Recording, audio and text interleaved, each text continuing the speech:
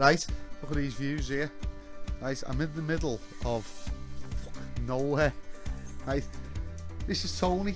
So for those that come to the dig last week and helped raise a few grand for all of these charities, this is one of the recipients.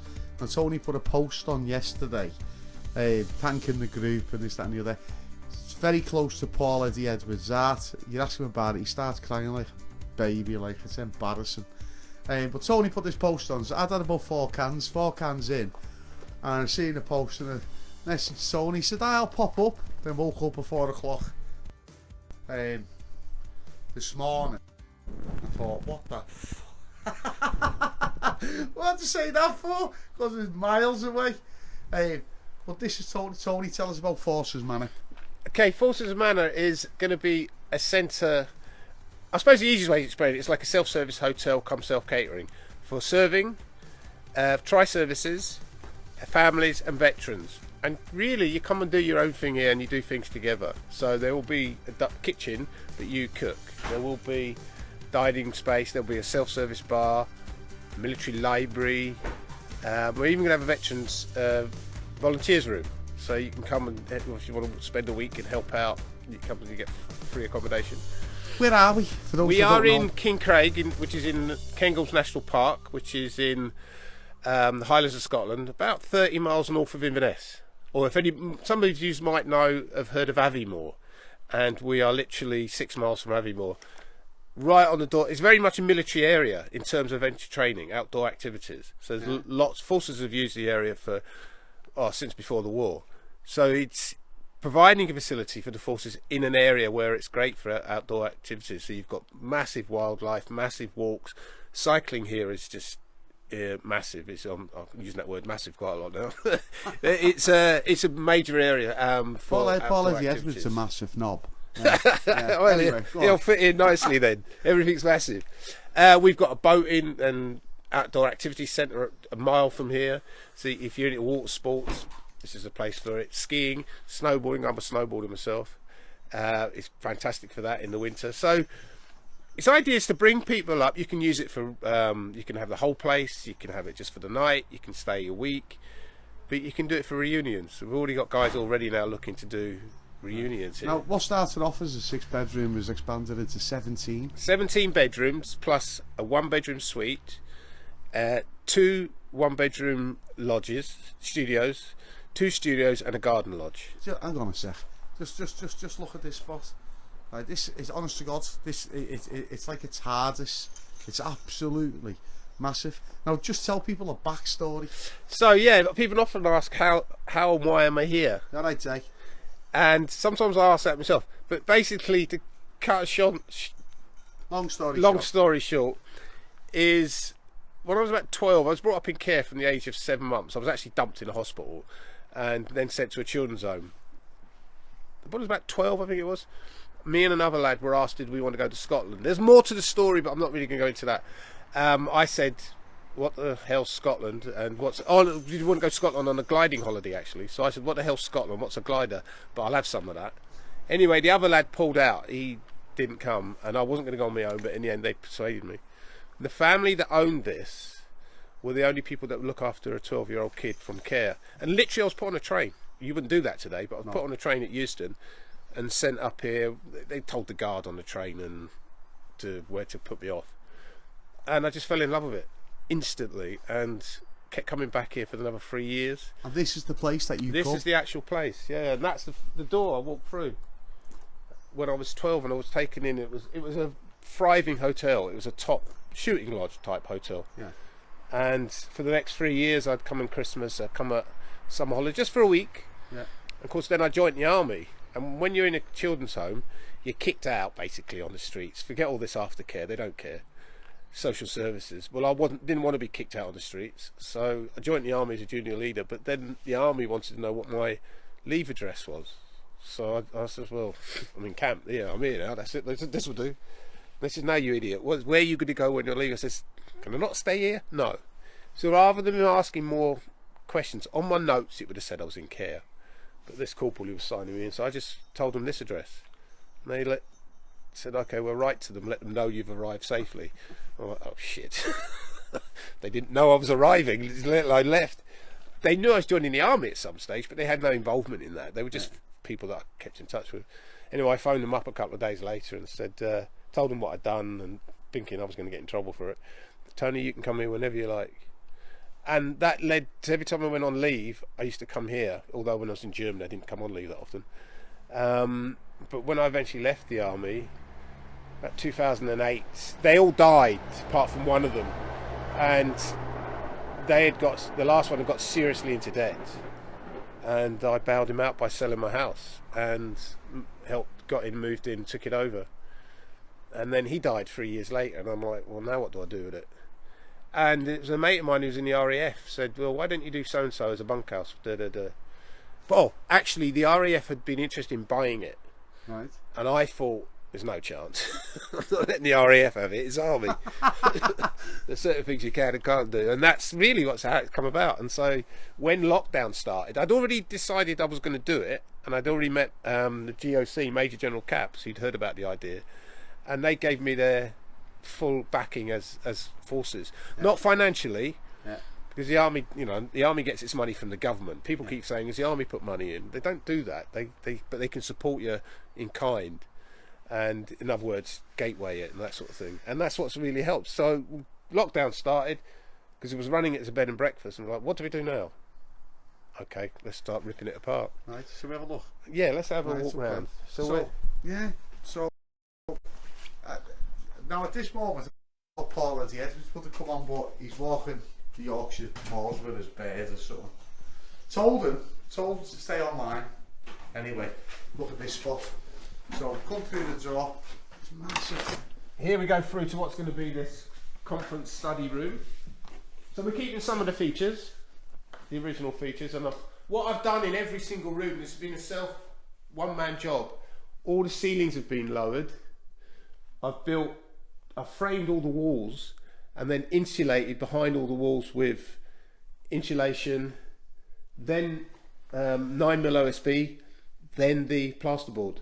So it's now going to be a lot warmer in every room because it was pretty cold in it, and it's all new double glazed windows, whereas before it was the old antique glass, that rippled stuff. I mean, you put a heat on in here before, and you have the squirrels and the crows sitting at the windows saying, "For the heat, come to daddy," because it just poured out. So now we'll keep the heat in because we've got obviously new gas central heating. Here is going to be, this is the one bedroom, the suite. So they have a lounge. Are you keeping a fireplace? Yeah, partly. Nice that. It's an old, I think it's sort of like 30s or 20s style that. But this is going to be called the Ramage Suite after the couple that allowed me to stay here. Right. And he was ex-Gurkha. He's ex-Gurkha. He was a captain in the Gurkhas during the war, and his wife was also in the army as well. So it's going to have that sort of memorabilia on the wall. It gives it that military feel. And then we've got the office going to put in the back here. Not going to have a reception, but if people want me, they'll find me in here. But it is about doing your own thing. So it feels warm, isn't it? Yeah, it's surprising that, isn't it? Considering it's going to be your office. This must be like 28mm OSB. Yeah, and it's honestly, when I was working in here, it was colder in here than out there. There was a bucket of water and it was frozen on the bottom. Just show you a couple of rooms upstairs. This is all the original features. I was going to take them out, and everyone said to me, "No, you're effing not," because I didn't like these things. So I'm going to found the Newell posts. That's all his planning, all his artwork there, cracking. All on the back of the bag paper.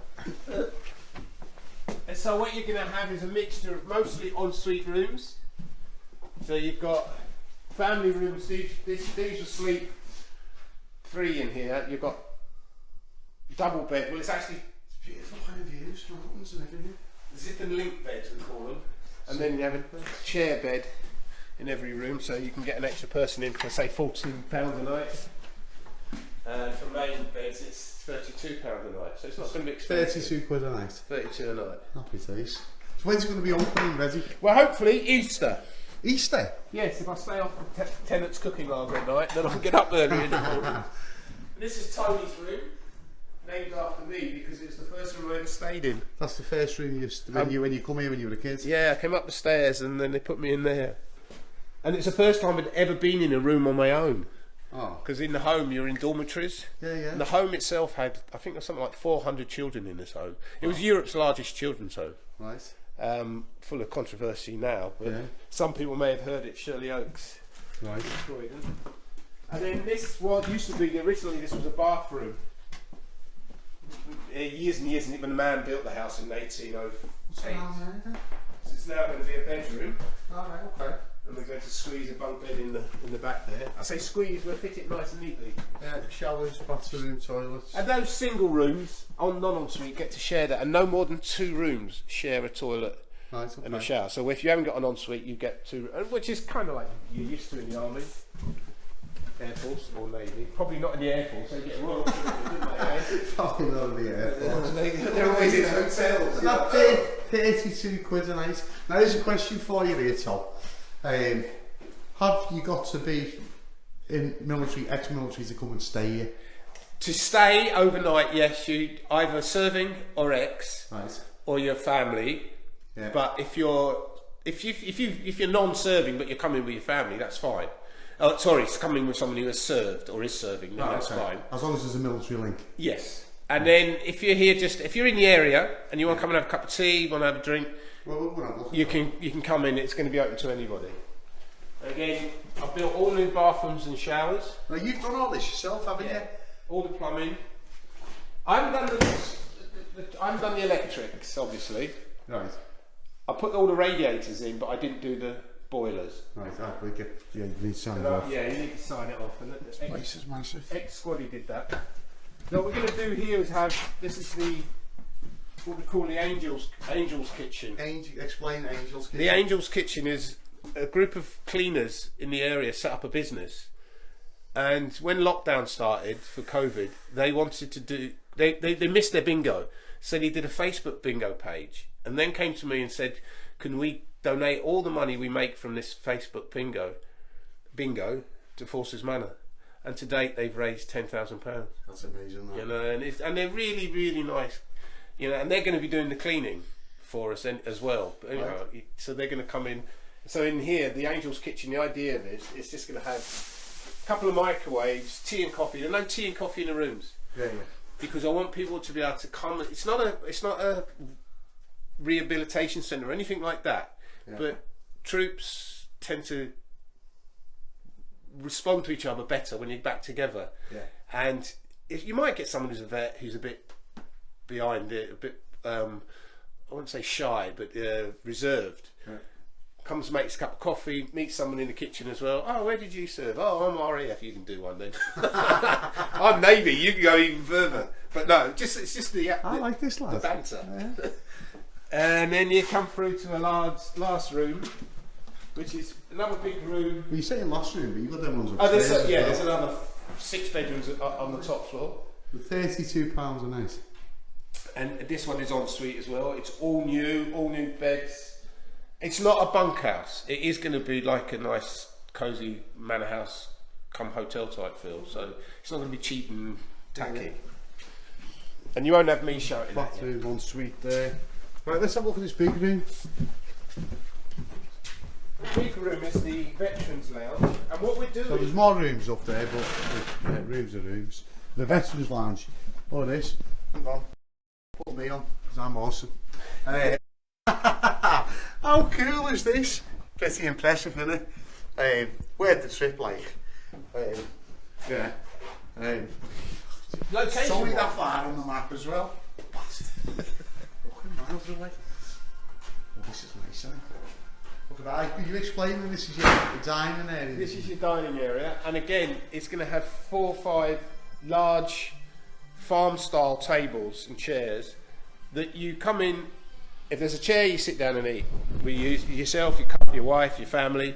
There's a kitchen through there. It's massive, big commercial kitchen. And it is. Let's just show you here. Look. Right, so the signal's alright. It seems to be. I think it's stiffer, but big kitchen there. Go on, and then shows you big room. This is pièce de résistance. This, see this quick one there. So I did, to save money on this project, I did all the architecture and did all the drawings and submitted them to the council, and everything passed. That's even doing the layout for the electrics. It's not because I'm clever or anything, it's just I ain't got any money to pay someone else to do it. Plus you learn a lot and you get the satisfaction that when you're doing the work, you can change things. So I built another 4 bedrooms in there. Oh, 4 bedrooms down there. There's a couple of family rooms, and this is going to be called the ante-room. It's an ante-room, being a military word, is a small room before the big main room. Oh, okay. That's the laundry. What's the point of an ante-room then? God knows. It's just another bollocks things the army comes up with. It's more of an office thing. What is it? Yeah. Now look at this here. This is. So these are a set of stairs I built about a month ago, and this extension, this is called the walkway, and I put this up over Boxing Day. Actually, I was kind to the locals. I didn't do any work on Christmas Day, so I didn't have any drills going. So I built this on my own. From outside. It's like the Sistine Chapel, isn't it? It was a bit slippery when I did that, and then my own stairs. And you'll come up here, and this is the veterans lounge. And what people have been doing, so you go for. What are you saying? This is going to be the veterans, and what a lot of people have been doing already. We're selling plaques, silver, brass plaques, and you get your name, your rank, your badge number, your cap badge, or anything you want on this plaque, and it's to sponsor the cladding. Oh, how much is that? They're £80 for a I plaque. might get one. Eddie is a knob. There you go. Yeah. And you see at football grounds where people buy a brick. Yeah. Well, it's the same sort of thing. So we've done about a couple hundred already so far. So people have been doing that to help pay for building this. Yeah, well, just let's show people here. Look at the size of this room. Now, obviously, everyone knows the crack about expenses these days, and if you look at all this timber, it's absolutely gone through the roof. No pun intended, although it's like the roof, ceiling. But everything's gone through the roof. Yeah. Unfortunately, what I did do is before the things really went up, I bought a load of wood and stored it because I wasn't going to build this until next year. But then I thought if I leave that just covered up, it's going to start rotting or whatever. Right. And I just decided let's get building. And again, I had a mate who helped me do the foundations, a brickie. Then he went away. I built all this kit, put every single one of these up on my own, same as the fletch beams over the doors, and then he came back and a couple other lads helped me put the trusses on, and then they put the metal on. So I didn't. So where I'm out my depth, I don't do. I'd like electrics, I don't do. But ultimately, the whole backstory behind this is that you had your first guy come and stay here last year, didn't you? Yeah. A young parrot who didn't Travis. have an address, and you're giving him an address. The army phoned up. They found out somehow. They'd seen it on Facebook or whatever. People had seen the story, and I got a call from the welfare officer, and she explained, look, she's got this lad. He was from Cumbernauld and come from a similar background to mine, pretty rough, and he'd been living on the streets before he joined the army. Right. So she said, "There's any chance of putting him up?" And I said, "Well, we're not open. It's still a building site." She said, "Tony, have you got gardens where you can put a tent up?" And then she explained the story. I said, "Send him up. He can stay in our bit." And he did, and especially once I told him that he's the first person to come and stay, and he's doing it on his first leave. Was exactly what happened with me on my first leave. I came here. So what was he called? So should we not name him? Travis. Yeah, just call it as Travis. And he was a junior para. And it gave him a start because he said if he'd gone back to where he came from, he was just going to go back into that. Even though it's only for 2 weeks, he would have easily got. And the army's very, very strict on their juniors turning up back at camp with any substances in them. They're really on it now. Or out, over it on alcohol. They know you're going to go home and have a beer, but it's the substances they're worried about. So it kept him off of that, and he helped. He was out here working, bringing up the wood and what have you.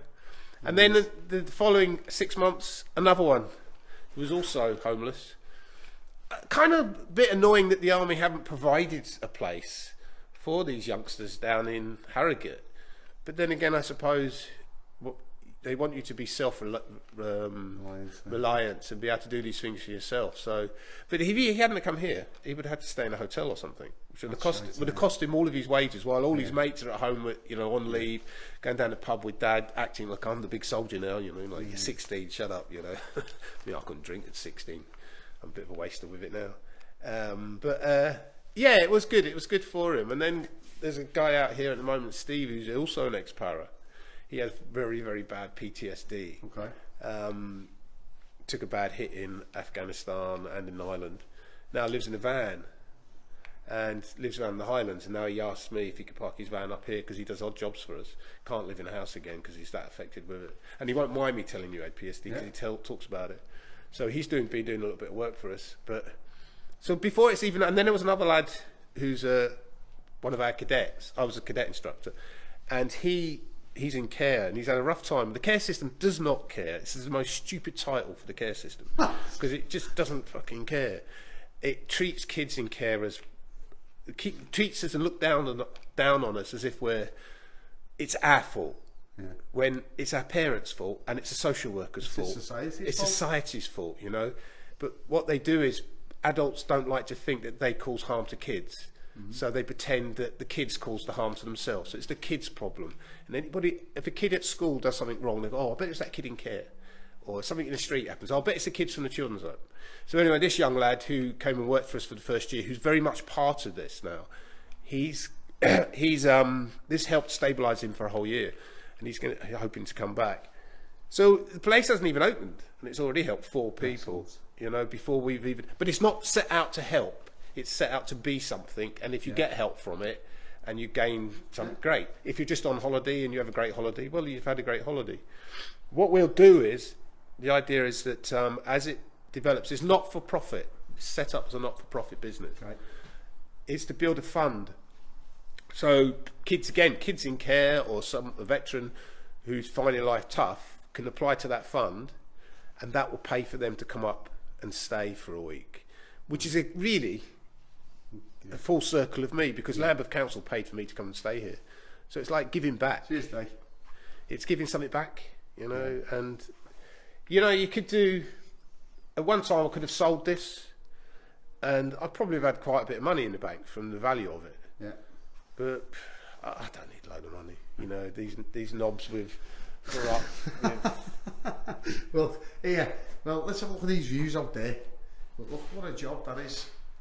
Don't lean on anything. Don't lean on it. No, I'm joking. There's plenty of nails in it, honestly. Yeah, put a set up, man. Well done. It's in a fantastic area. So, if people want to donate to you, or get a plaque, how do you, or just donate? By the way, there's a GoFundMe page. Yeah, GoFundMe. Under Forces Manor. Forces Manor, GoFundMe. So that's just look at GoFundMe and look at Forces Manor. Or you can go on our website. Yeah. And do it that way. You can send it direct. If you want to order one of the plaques, all I do is I send you out a piece of paper and then you just fill it in. I don't want to show you actually here. It's alright. Let's have a look at these views. Oh. Okay. How about set up, Absolutely belting. Many of the old pictures, that's the original door. Oh, so the lock's just down there, isn't it? Yeah. How far? A mile. Well, not even a mile. It's the actual lock itself. It's just the other side of those trees, so you'd walk down this road. But the lock in Water Sports, which is a boathouse centre and canoeing and all these sort of things, that's a mile from here. It's a restaurant. Right. And then you've got Aviemore 6 miles up that way, and the Cairngorm Mountains to actually access them via the funicular train. It's a funicular train. It's a mountain train. Oh. It runs up on tracks. Just up the road. Oh, no. Okay. My local. So you're not actually cut off from nothing. We've got a nice little cafe. It's not completely desolate of people. It's quite a lot of. I mean, it's one of these things up here. There's a lot of holiday homes. That used to be part of our land. That's holiday. Nice. But there are plenty of locals still here, and they're really behind the project. Okay. Well, look, Paul will be gutted. He's walking the hills with his bed and he couldn't get on this. I told him I was going live, but he's a tit. But is there anything you'd like to say to Paul Eddie Edwards? You're a tit. I like this fella. He's a good lad. He is. He's right, Tony. Well done, man. So Forces Manor, there's a GoFundMe page, or you can buy a plaque, or go on the website and find out more about them. Facebook page as well. Because it's a cracking little project. Facebook page, go and join them. And there's a little bit of land to detect on here. Drop it. Not much, because he's built on it all. In the area, there's lots of sites. Is there? Yeah, there's a lot. There used to be lots of battles up here and things. So Is there? yeah, there's a. I'll find out for you. But there was a famous battle not far from here, and you had these old Pictish forts. Oh yeah. The Picts. There's yeah, loads of those around this area. Nice. So there probably is. Yeah. But I'm talking about here. Well, yeah.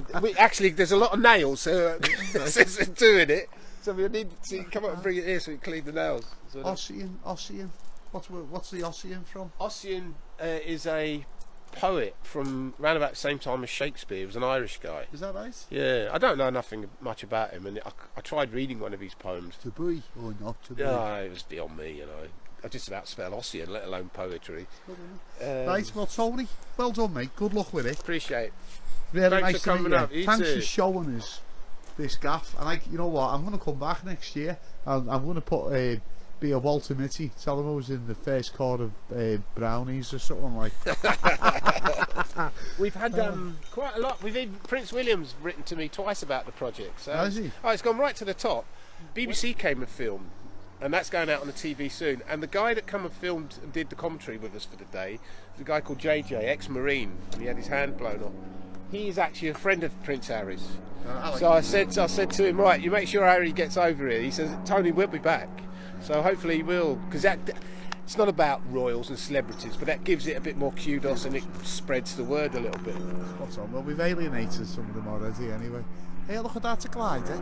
That's Is what that they the set me glider up that you were on for? Yeah, the only trouble is when I did it, they didn't have a... I can't see. They didn't Oh, have it's a there, plane look. on it. Look at that. He's let go of it now. See that? It's unclipped. That's massive, that, isn't it? What's the wingspan there? About 50 foot? I don't know, but when I did it, I hated it. I'm not surprised. I was 12. They put me in an aeroplane with no engine. I'm thinking they've sent me up here to die. And they didn't have a plane pulling it. They had a winch. I've seen them, yeah. It kept snapping. So once we were only about 20 feet in the air and the sodding thing snapped. I'm thinking they've sent me up to Scotland to kill me. You know, I mean, it was just... And an aeroplane with no engine. They give you a parachute as if to say, get out. Yeah. Oh, man. But look, yeah, look at that. Yeah, look at them clouds. That's just around the corner. Is that right? Yeah, it's just about a couple of miles. You see that? It's great, isn't it? Right, so loads of stuff to do here, basically. Yeah. Right. So, smash it.